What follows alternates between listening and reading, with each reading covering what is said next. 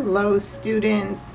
Now that you've learned how to play Mahjong, you're going to want to practice. So we're going to head over to ilovemahj.com where you could practice what you've learned playing against the bots. First thing you're going to do is head over to ilovemahj.com.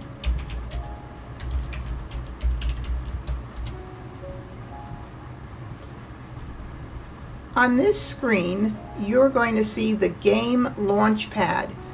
And the first thing you want to do is click Play with Bots. And then I would recommend playing just for fun until you get real comfortable with the game. Then you could switch over to an official game, which will record your statistics. It will record how many games you've won and lost, which hands on the card you've actually mahjonged on, and more.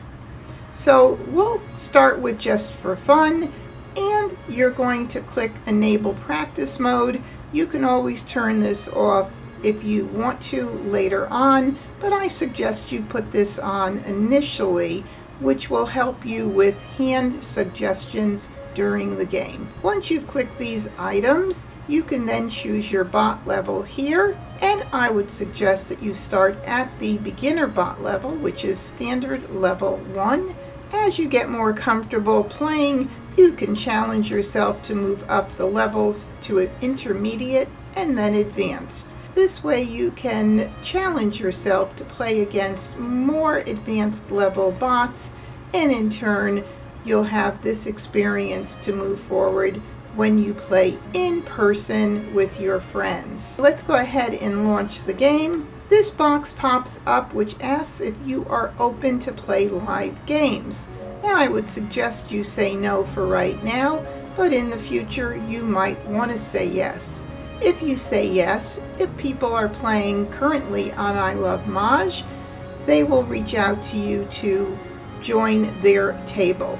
So you'll be able to say yes if you want to do that, and it will take you out of playing in the game with bots and into their table. So for now, we're going to go ahead and click no. This is the next box that pops up.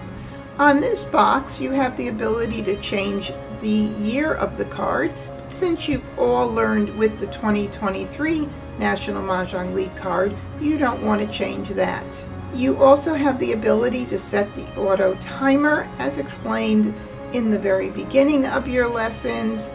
If you set this timer, it will give you a countdown in which you have to decide about a tile that has been discarded and whether you want to call it. You can also pause this if you do choose to start out at 10 seconds, which would be the maximum amount of time, and then move down as you feel more comfortable challenging yourself.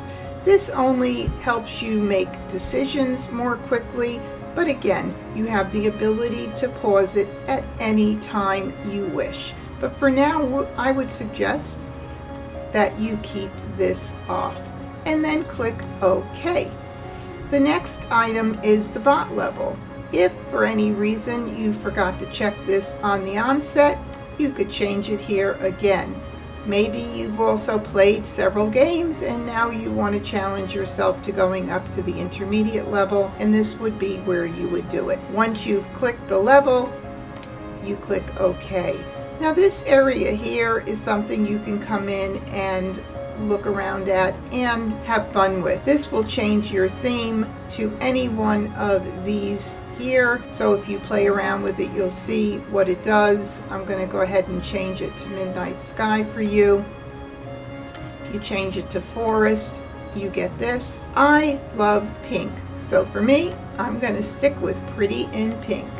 You can also change your tile style, and I have the classic picked here. You can also pick a large print if you are sight impaired or just need a little bit more help because you wear glasses.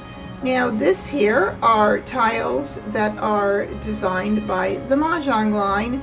They don't look like traditional tiles, so I would suggest that you start here, and then when you're really comfortable with the game, you can come and have some fun playing with different styles of tiles and getting familiar with what the different tiles represent as far as dots, cracks, bams, dragons, etc. So I'm going to go ahead and cancel out of this, and the next step for you to do would be to go ahead and click start the game. And here you are. Now we're obviously not going to play through a game right now, but I do want to talk a little bit more about the reveal suggested hands. While you're playing the game, if you click on that, it will suggest hands for you to play. This is a good little helper right now for you to use while you're playing. But once you get better, you're going to want to turn that off on the home screen where I showed you that you could click